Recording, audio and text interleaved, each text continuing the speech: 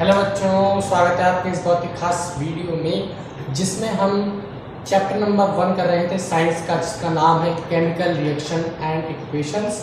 Okay, last lecture में हम लोगों ने केमिकल रिएक्शन और इक्वेशंस पढ़ा था, कैसे उसे बैलेंस करते हैं, कैसे उसे बनाया जाता है। ये सारी चीज़ें हमने लास्ट लेक्चर में पढ़ा था। अगर आप लोगों ने मेरा वीडियो नहीं देखा है तो यूट्यूब पर टाइप कीजिए वरदान क्लासेस, आपको वीडियो मिल जाएगा। ओके, तो चलिए स्टार्ट करते हैं हम लोग। तो अब हमने इस वीडियो में पढ़ना है, अब हमने मतलब ये चीज़ तो पढ़ ली है कि केमिकल रिएक्शंस क्या होती हैं, केमिकल इक्वेशंस क्या होती हैं, लेकिन केमिकल इक्वेशंस के भी कुछ टाइप्स होते हैं। ठीक, तो उन टाइप्स को हम यहाँ पे आज डिस्कस करेंगे, कितने तरीके के टाइप होते हैं, उनके क्या क्या एग्जाम्पल्स होते हैं। ओके, तो और सो ऑन, जो भी उनके रिलेटेड उनसे कोई भी बातें हैं वो हम लोग आज करेंगे। सो हमारा टॉपिक है निकालेंगे टाइप ऑफ केमिकल रिएक्शंस। ठीक, टाइप ऑफ केमिकल रिएक्शंस, ये मार्कर नहीं चल रहा, हम चेंज करेंगे इसे। टाइप ऑफ केमिकल रिएक्शंस, जिसमें से नंबर 1 है आपका कॉम्बिनेशन रिएक्शन, है ना।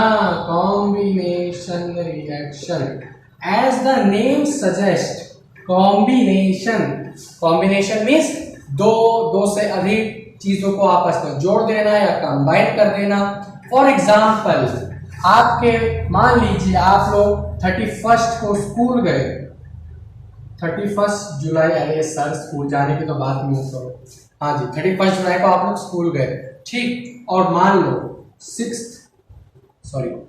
10th ए में 10 बच्चे हैं, 10th बी में 15 बच्चे हैं, टोटल बच्चे इसमें 45, इसमें भी 45। तो अब अलग अलग नहीं पढ़ाने से बढ़िया है दोनों को कंबाइन कर देंगे तो 25 बच्चे हो जाएंगे। 90 में से 25 बच्चे, ओ माय गॉड, ऐसा कैसे काम चलेगा। ठीक है, सो इस तरीके से ये हो जाएगा। तो इसको कहते हैं हम लोग कॉम्बिनेशन रिएक्शन। आओ इसका एक एग्जांपल लें। यार लगभग जितने भी इक्वेशंस आप मतलब जो भी कोई रिएक्शन बनाते हो लगभग सारे कॉम्बिनेशन ही होते हैं। देखो, जैसे पानी बना H2 plus O2 give rise to H2O, तो देखो दो चीजों को मिलाया तो एक चीज बन गई, कंबाइन होगी। Hydrogen plus chlorine H2 plus Cl2, gas नहीं बनाते चलो।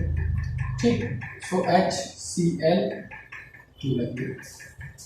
ठीक, ध्यान नहीं आएगा मतलब यहाँ।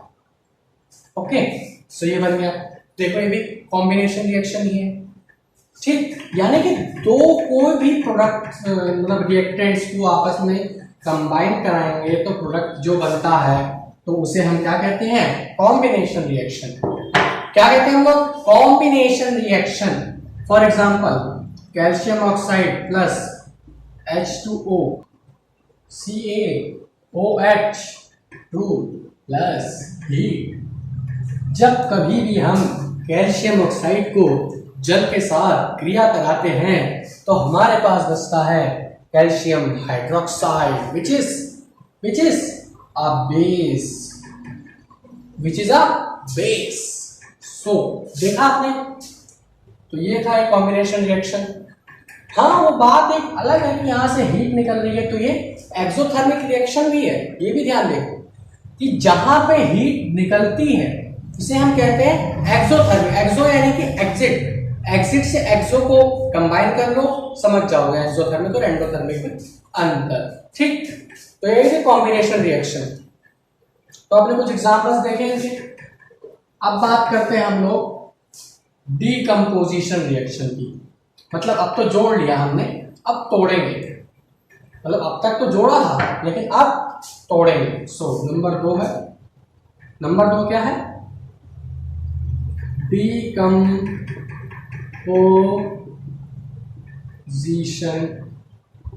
रिएक्शन।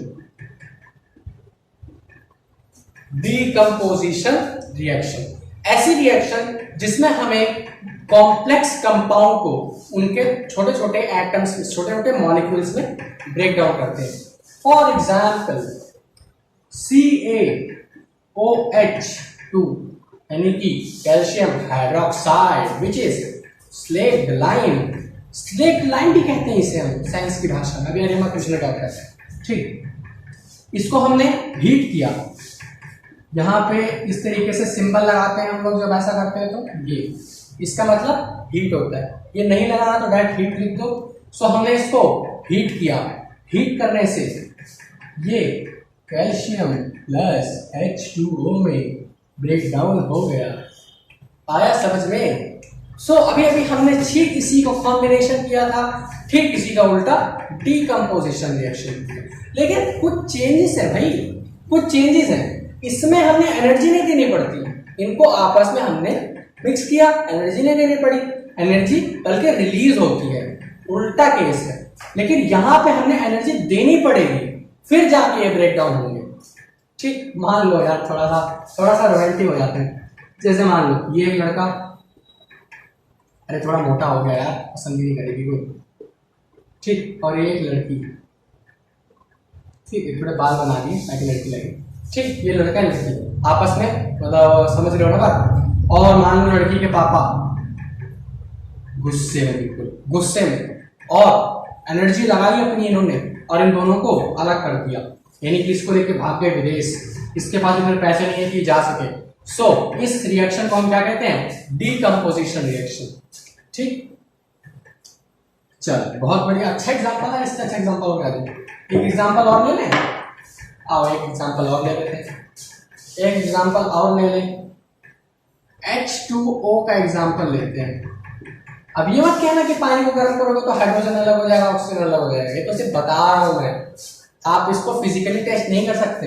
हाँ इस वाले को कर सकते हो, ऊपर वाले को, नीचे वाले को नहीं कर सकते ना। आप नीचे वाले को रिवर्स ही कर सकते हो ना, आप हाइड्रोजन ऑक्सीजन को जोड़ोगे तो पानी बन सकता है, और ना ही पानी को गर्म करोगे तो हाइड्रोजन ऑक्सीजन अलग अलग हो सकते हैं, ठीक। हाइड्रोजन यदि उसमें से रिलीज हो रही है, उसको पता करने का तरीका होता है, ठीक। मान लो एक बीकर है, इसमें कोई पानी उबल रहा है, ठीक, और कैसे पता करें इसमें से हाइड्रोजन रिलीज हो रही है नहीं हो रही? तो बेसिकली अगर इसके ऊपर एक माचिस की तिल्ली जला लेके आओ, जब ये उबल रहा हो तो इसके ऊपर एक माचिस की तीली जलाओ, अगर इसमें से पॉप साउंड रिलीज हो, पॉप साउंड निकलता है, तो इसमें से हाइड्रोजन रिलीज हो रही है, अदरवाइज रिलीज नहीं होगी, ठीक है। तो आप पानी को गर्म करो, उसके ऊपर अंदर में डुबा देना, ऊपर तीली लगाओ, अगर पॉप साउंड आ रहा है यानी कि हाइड्रोजन रिलीज हो रही है, ऑक्सीजन बच जाएगा। इट्स इम्पॉसिबल यार, हाइड्रोजन ऑक्सीजन को हम ब्रेक डाउन नहीं कर सकते, plus O2 we can't break down it, ठीक, we can't break down it. किसी भी सूरत में हम इन्हों को अलग नहीं कर सकते कि हम पानी को गर्म करें और हाइड्रोजन ऑक्सीजन बन जाए। लेकिन ये तो मैं सिर्फ बता रहा हूं डिकम्पोजिशन कैसे करते हैं, कि होता क्या है। वैसे तो ये इम्पॉसिबल डिकम्पोजिशन रिएक्शन है, इसलिए इसको मिटा देते हैं हम लोग, ठीक है। यार एक एग्जांपल ले लेते हैं। सो कोई भी दो ले लो ना यार, C6H12O6, इसको ब्रेक डाउन करेंगे, प्लस H2O भी होता है ना, प्लस H2O भी होता है, 6H2O ऐसे मतलब और इसे। सो CO2 प्लस H2O ये होता है हमारे पास, 6 यहाँ लगा, 6 यहाँ, ठीक। तो ये है इक्वेशन। आप ग्लूकोज को ब्रेक डाउन करोगे तो आपके पास कार्बन डाइऑक्साइड और वाटर मिलेगा, ये भी पॉसिबल है। ग्लूकोज को जब हम ब्रेक डाउन कर सकते हैं तो ये भी पॉसिबल है, इट कैन बी पॉसिबल, ठीक। यहाँ से मैं यहाँ से पानी हटा देता हूँ, क्योंकि पानी तो हम जोड़ेंगे नहीं ग्लूकोज में। लेकिन पानी क्यों जोड़ा मैंने यहाँ पे? क्योंकि इसको हम जब तक एक्वस स्टेट में नहीं लेके तब तक ब्रेक डाउन नहीं हो सकता, सॉलिड स्टेट में it can't be break down, ठीक। इसलिए एक्वस स्टेट में जाना जरूरी है, ओके। एक्वस स्टेट में लाओ, इसे हीट करो, ये ब्रेक डाउन हो जाएगा, ठीक। ये था डिकम्पोजिशन रिएक्शन। मैं आपको बताता हूँ डिकम्पोजिशन रिएक्शन बिना हीट दिए इम्पॉसिबल है, अगर आप लोग हीट नहीं दोगे तो ये इम्पॉसिबल है। डिकम्पोजिशन रिएक्शन का एक पार्ट और है जिसे हम लोग कहते हैं थर्मल डिकम्पोजिशन रिएक्शन। क्या कहते हैं? Thermal decomposition reaction. बहुत शॉर्ट में दे रखा है, बहुत ही शॉर्ट में दे रखा है आपके एनसीईआरटी में, बता देता हूँ क्या होता है। देखो ये कुछ स्पेशल पे ही होता है, AgCl2 AgBr2 AgBr ओनली, ठीक, AgCl ओनली, ठीक है। Ag यानी सिल्वर क्लोराइड, सिल्वर ब्रोमाइड, ये दो ऐसे कंपाउंड्स हैं कि इनको हम सनलाइट में, अब देखो मैं आपसे कहूं कि सनलाइट यानी कि हीट से, तो आप लोग कहोगे कि हीट तो हम इसे गर्म करके भी दे सकते हैं, लेकिन फिर इसका नाम थर्मल नहीं पड़ेगा। थर्मल डिकम्पोजिशन क्यों कहते हैं हम लोग इसे? क्योंकि ये सनलाइट की प्रेजेंस में ब्रेक डाउन होता है, सनलाइट की प्रेजेंस में ब्रेक डाउन होता है, ठीक, इसलिए इसको हमेशा डार्क जगह पे रखा जाता है। अगर आपके पास AgCl कंपाउंड है, मान लो एक बर्तन है उसमें आपके पास AgCl है, बर्तन के अंदर रखा हुआ है, तो अगर आपने उसको लाइट के अंदर रखा अगर, तो सिल्वर अलग हो जाएगा और क्लोरीन अलग हो जाएगा। देख सकते हो आप लोग ये चीज, ये आप फिजिकली चेक कर सकते हो इस चीज को, ठीक। एक चाइना डिश में रखो, ठीक है, क्लोरीन अलग हो जाएगा, ब्रोमीन सॉरी सिल्वर अलग हो जाएगा, ठीक है। तो इसलिए इसको हम क्या कहते हैं? Thermal decomposition reaction. Thermal decomposition यानी कि सनलाइट के प्रेजेंस में हम नहीं करते, सनलाइट अपने आप इन दोनों को ब्रेक डाउन कर देती है, ठीक। तो इसीलिए इसको क्या कहते हैं? Thermal decomposition reaction. तो यहाँ थर्मल डिकम्पोजिशन रिएक्शन भी खत्म हुआ। क्या क्या कर सकते हैं हम डिकम्पोजिशन रिएक्शन में, वो पता चला आप लोगों को, एग्जाम्पल पता लगे। अब बात करते हैं तीसरी नंबर यानी कि डिस्प्लेसमेंट।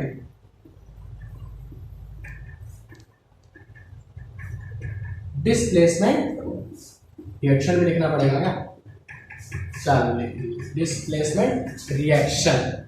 डिस्प्लेसमेंट रिएक्शन करने के लिए आपको पता होना चाहिए रिएक्टिविटी सीरीज। क्या पता होना चाहिए? रिएक्टिविटी सीरीज, ठीक। ये अगर आप लोगों को नहीं पता तो आप डिस्प्लेसमेंट रिएक्शन नहीं कर सकते। अब यार मत कहना कि मैं बताने जा रहा हूँ, रिएक्टिविटी सीरीज आप लोगों की बुक में तो शायद ही हो, मिल जाएगी वैसे, ठीक है। तो होती क्या है basically reactivity series? H2SO4 plus Fe, ठीक, give rise Fe2SO4 plus hydrogen and this is the answer, ठीक। देखो हुआ क्या यहां पे बेसिकली, अगर हम सल्फ्यूरिक एसिड में अगर हम लोग फेरस मिला दें यानी कि आयरन मिला दें, तो हमारे पास मिलता क्या है? फेरिक ऑक्साइड यानी कि फेरिक सल्फेट या फिर iron sulphate plus hydrogen gas. यानी कि हाइड्रोजन को इसने डिस्प्लेस करके अपनी जगह यहां बना ली, हाइड्रोजन को डिस्प्लेस करके यहां इसने जगह बना ली, तो ये इसके साथ लबी हो गया और हाइड्रोजन को इसने छोड़ दिया। ऐसे ही जैसे आप लोग अभी आपकी मान लो कोई GF है, ठीक, कोई मान लो आपसे ताकतवर बंदा आया, आपसे कोई ताकतवर बंदा है, ठीक, वो आपकी मतलब जो भी है उसको लेके अपने साथ चला गया, है ना, अपने साथ लेके चला गया उसको, फिर आप लोग उसका कुछ भी बिगाड़ नहीं सकते क्योंकि पावरफुल बंदा है, ठीक। पावरफुल बंदा का आप कुछ भी नहीं बिगाड़ सकते, इसीलिए डिस्प्लेस हो जाता है। तो ये खुशी खुशी इसके साथ चली जाती है तो डिस्प्लेस हो जाता है। तो इसी को कहते हैं हम लोग डिस्प्लेसमेंट रिएक्शन। यानी कि जो मोर रिएक्टिव एलिमेंट होता है वो लीस्ट रिएक्टिव एलिमेंट को डिस्प्लेस करके उसकी जगह ले लेता है, तो इसको हम क्या कहते हैं? डिस्प्लेसमेंट रिएक्शन, ठीक है। आओ चले अगला करते हैं। अगला है डबल डिस्प्लेसमेंट। हाँ डबल नंबर 4 और ये लास्ट, डबल डिस्प्लेसमेंट रिएक्शन लिखूंगा भाई। अब देखो AgCl plus AgCl plus NaNO3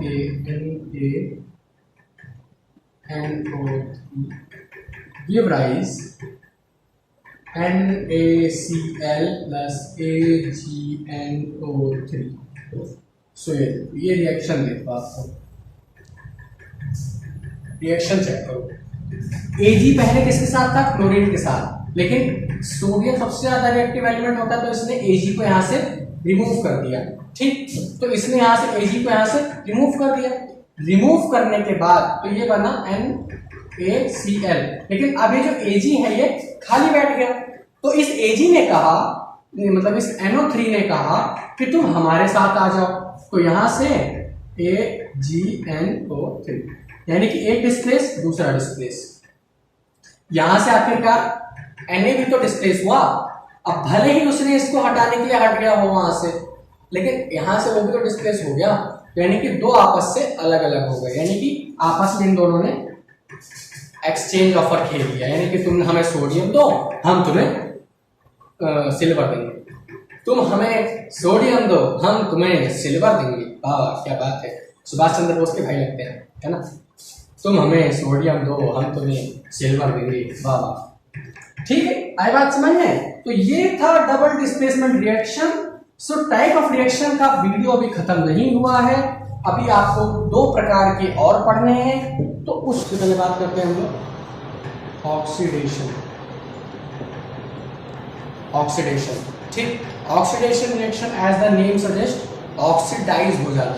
oxidise यानी कि उसमें ऑक्सीजन को ऐड कर देना। ऑक्सीडाइज यानी कि ऑक्सीजन को ऐड कर देना। फॉर एग्जांपल हाइड्रोजन में हम लोग ऑक्सीजन जोड़ देते हैं तो हमारे पास बचेगा H2O, ठीक, ये हमारे पास बचेगा। सो यहाँ 2 लगा देंगे, ऑक्सीजन, ठीक, तो ऑक्सीजन को हो गया, लेकिन हाइड्रोजन 4, सो 2। तो यहाँ पे आप लोग देख सकते हैं हाइड्रोजन में हमने ऑक्सीजन जोड़ दिया, यानी कि ऑक्सीडाइज हो गया। हाइड्रोजन जो है वो ऑक्सीडाइज हो गया।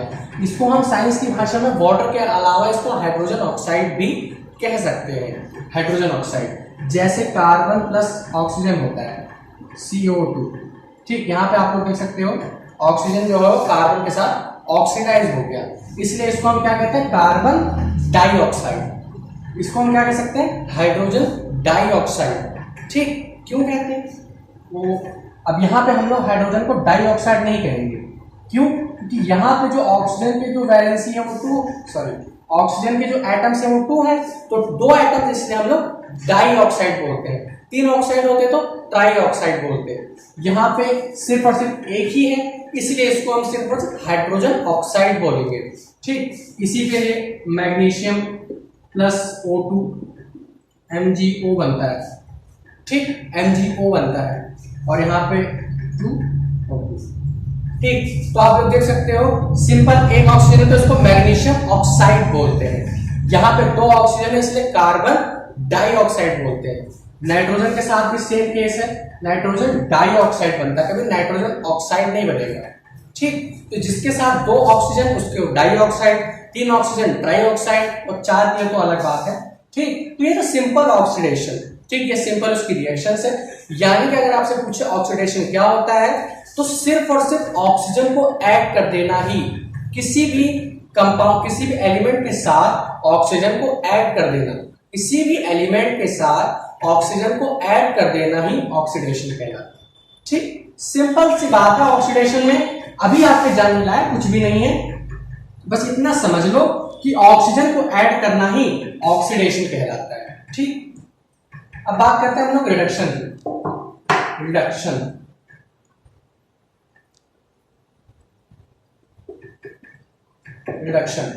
रिडक्शन का मतलब हाइड्रोजन को ऐड कर देना और ऑक्सीजन को रिमूव कर देना। यानी कि CuO plus H2 give rise Cu plus H2O। ये देखो आप लोग, ऑक्सीजन को हमने यहाँ कॉपर से रिमूव कर दिया, ऑक्सीजन को हमने यहाँ से कॉपर से रिमूव कर दिया, और हाइड्रोजन और ऑक्सीजन मिलके ये बन गया, ठीक।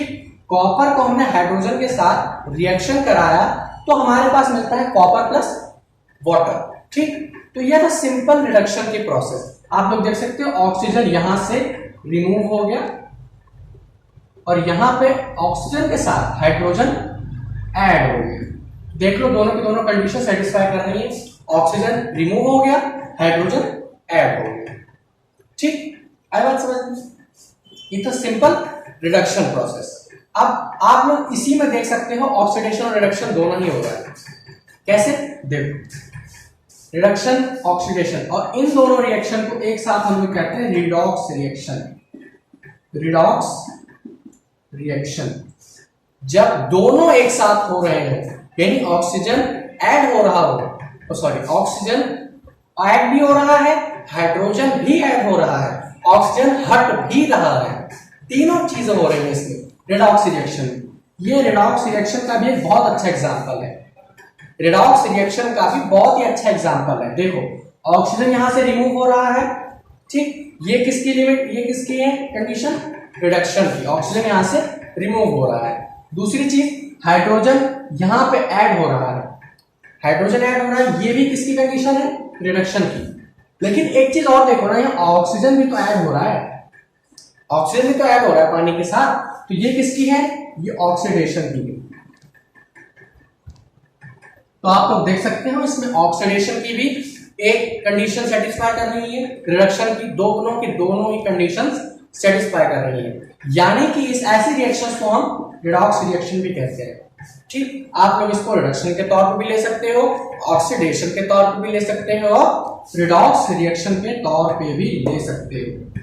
ठीक, तो ये सिंपल मैक्स मतलब ऑक्सीडेशन रिडक्शन होता क्या है, सिंपल। मैं आपको फिर से एक बार ब्रीफली बता देता हूं क्या होता है। ऑक्सीडेशन का मतलब ऑक्सीजन ऐड होना, ऑक्सीडेशन का मतलब ऑक्सीजन ऐड होना, रिडक्शन का मतलब हाइड्रोजन का ऐड होना और ऑक्सीजन का रिमूव होना, ऑक्सीजन का रिमूव होना, हाइड्रोजन का ऐड होना। तो ये बेसिक रिडक्शन रिएक्शन जो होती है सिंपल है। और रिडॉक्स क्या होती है, जिसमें हाइड्रोजन एक साइड से ऐड हो रहा हो, एक साइड से ऑक्सीजन रिमूव हो रहा हो, तीसरी साइड से ऑक्सीजन फिर से ऐड हो रहा हो। यार कॉम्प्लिकेटेड नहीं बना रहा मैं, मतलब यहां से देखो ऑक्सीजन रिमूव हुआ, यहाँ पे ऑक्सीजन ऐड हो गया, तो ये हो गया ऑक्सीडेशन। हाइड्रोजन यहाँ पे ऐड हुआ ऑक्सीजन के साथ, तो ये रिडक्शन हो गया, और यहाँ पे हाइड्रोजन ऐड हो गया तो फिर से रिडक्शन हो गया। बात खत्म, सिंपल यार, कुछ भी इसमें मतलब इतना कॉम्प्लिकेटेड सोचने की जरूरत नहीं है। जैसे रिडॉक्स रिएक्शन आपके में आता नहीं है, लेकिन फिर भी समझ लो रिडॉक्स रिएक्शन होती क्या है। ठीक, तो बेसिकली रिडॉक्स रिएक्शन आप लोगों को समझ आ गया होगा क्या होता है। ठीक है, जिसमें तीनों की तीनों कंडीशन सेटिस्फाई हो रही है। ठीक, ऑक्सीजन ऐड भी हो रहा है, ऑक्सीजन रिमूव भी हो रहा है, हाइड्रोजन ऐड भी हो रहा है। ठीक है, तो आप लोग देख सकते हो इसमें तीनों की तीनों कंडीशन सेटिस्फाई हो रही है। ठीक है, तो ये था basic reduction, sorry basic reduction का। क्या हो गया, लाइट चली गई क्या? कोई बात नहीं, इन्वर्टर चल रहा है हमारा, हमें कोई प्रॉब्लम है नहीं। ओके, इन्वर्टर चल रहा है यार, वरना तो अभी मेरी वीडियो का धच्ची हो गई है ना। अब बात करते हैं factors affecting by oxidation. Factors affected by oxidation. Oxidation से ये दो फैक्टर हैं, एक तो कोरिजन, या इसे हम दूसरी भाषा में रस्टिंग भी कहते हैं, इसे हम दूसरी भाषा में रस्टिंग भी कहते हैं। और नंबर 2 कोरिजन रस्टिंग, और नंबर 2 होगा रेंसिडिटी। एसिडिटी नहीं, रेंसिडिटी। जैसे आपको एसिडिटी हो जाती है वैसे रेंसिडिटी भी होती है, छोटा सा अंतर है। देखो कोरिजन और रस्टिंग तो आप लोग समझ ही गए होंगे, वाटर के साथ मेटलिक ऑक्साइड बनने के बाद, ठीक है, यानी कि फेरस प्लस H2O, ये बनता है Fe2O। ठीक, Fe2O ये बनता है हमारे पास, और साथ ही में हाइड्रोजन गैस रिलीज होती है। ठीक है, हाइड्रोजन गैस यहां से रिलीज होती है। ठीक, तो ये है इक्वेशन, आप लोग देख सकते हो फेरस के साथ, यानी कि जब कभी भी किसी भी मेटल को मॉइस्चर और एयर दोनों साथ में मिलती है उसे हम रस्टिंग कहते हैं। और ये रस्टिंग वर्ड सिर्फ और सिर्फ फेरस के लिए यूज होता है, रस्टिंग ऑफ आयरन। दोनों का मतलब ही जंग लगना होता है। आपने देखा होगा लोहे में जंग लग जाती है, दोनों का मतलब सेम है, लेकिन प्रोनाउंसिएशन हर एक आयरन के लिए पर्टिकुलर रस्टिंग वर्ड दिया गया है, और बाकी सारे मेटल्स के लिए कोरिजन वर्ड दिया गया है। बाकी सारे मेटल्स के लिए कोरिजन वर्ड है, बाकी केवल और केवल आयरन के लिए रस्टिंग का प्रयोग होता है। इसलिए कोरिजन और रस्टिंग एक ही चीज है, कभी कंफ्यूज मत होना। कोरिजन सारी बुकों में कोरिजन दे रखा है और आपने अभी तक रस्टिंग पढ़ा है, तो आप लोग सोच रहे हो इन दोनों में अंतर क्या है? अंतर कुछ भी नहीं है, दोनों के दोनों सेम है। रस्टिंग सिर्फ और सिर्फ फेरस के लिए यूज करते हैं हम लोग और कोरिजन बाकी मेटल्स के लिए। ठीक, तो बेसिकली दोनों का मतलब क्या होता है, जब कभी भी मेटेलिक ऑक्साइड बनता है वाटर के प्रेजेंस में और हाइड्रोजन गैस रिलीज होती है, तो वहां पे हमारा कोरिजन या रस्टिंग होता है। ठीक, ये था बेसिक कोरिजन का एग्जाम्पल या कोरिजन का मतलब। अब बात करते हैं हम लोग रेंसिडिटी की। रेंसिडिटी क्या होता है, आप लोग कुरकुरे वगैरह जरूर खाते होंगे। कुरकुरे आप लोग जब कभी भी देखते होंगे तो कुरकुरे का जो पैकेट होता है वो हमेशा फूला सा होता है। फूला क्यों होता है वो कभी ध्यान दिया आपने? और जब कभी भी आप उसको हल्का सा उसमें पिन सी डालो, मतलब जब फूला हुआ पैकेट हो उसमें हल्का सा पिन लगाओ, उसमें से एयर बाहर आती है। वो एयर कौन सी होती है? वो एयर होती है नाइट्रोजन गैस। नाइट्रोजन गैस को उसमें हम फिल क्यों करते हैं? आपने देखा होगा कि एक पैकेट आप लोग रख दो, अगर वो बंद है, सील पैक अगर है पैकेट, तो 1 हफ्ते 2 हफ्ते तक खराब नहीं होगा। लेकिन अगर आपने उस पैकेट को खोल के रख दिया, यानी ओपन रख दिया, ओपन सरफेस, ओपन एटमॉस्फेयर में, तो आप लोग देखोगे कि 2 घंटे के अंदर वो बेकार हो जाते, खाने लायक नहीं बचते। क्यों? क्योंकि उनके अंदर नाइट्रोजन गैस फिलअप की जाती है। सो इस प्रोसेस को हम क्या कहते हैं? रेंसिडिटी। यानी कि उसको ऑक्सीडाइज होने से बचाने के लिए हम उसमें नाइट्रोजन गैस मिलाते हैं, तो इस प्रोसेस को क्या कहते हैं हम लोग? रेंसिडिटी। बाकी इसकी आप डेफिनेशन बुक से लिख लीजिएगा, याद कर लीजिएगा। बेसिक मतलब यही होता है कि किसी भी फूड आइटम को ऑक्सीडाइज्ड होने से बचाने के लिए नाइट्रोजन गैस फिलअप की जाती है। इस प्रोसेस को हम रेंसिडिटी कहते हैं। ठीक, मतलब ऑक्सीडाइज होने से बचाते हैं। ऑक्सीडाइज हो जाएगा यानी कि अगर उसको मॉइस्चर मिल जाएगा, किसी भी फूड आइटम को मॉइस्चर अगर मिल जाता है तो वो रेंसी मतलब सील जाती है। जैसे आप लोगों ने सुना होगा सील हो जाती, मतलब जो भी आप लोग कहते हो, मतलब खाने लायक वो नहीं होती। ठीक है, इसलिए किसी भी पैकेट को कभी ओपन एयर में नहीं रखा जाता, खुले पैकेट। ठीक, या तो उसको तुरंत खा लो या बाद के लिए कभी मत रखो। ठीक, अगर आपने उसे ओपन रख दिया तो खराब 100% हो जाएगी। ठीक, तो इस प्रोसेस से बचने के लिए हम लोग उसमें नाइट्रोजन गैस भर देते हैं। नाइट्रोजन गैस भर देते हैं तो इसी प्रोसेस को हम लोग रेंसिडिटी कहते हैं। ठीक, आई बात समझ में? तो यही था सिंपल आपका chapter chemical reaction and it's equation. पूरा चैप्टर यहाँ पे हमारा खत्म होता है। ठीक, इसकी एक्सरसाइज बहुत ही इजी है।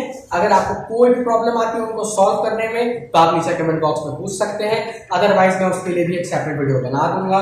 ठीक, मतलब एक्सरसाइजेस के लिए भी एक सेपरेट वीडियो जिसमें एनसीईआरटी के जितने भी क्वेश्चंस आपको दे रखे हैं गिवन, वो मैं सारे आपको बता दूंगा कैसे करना है।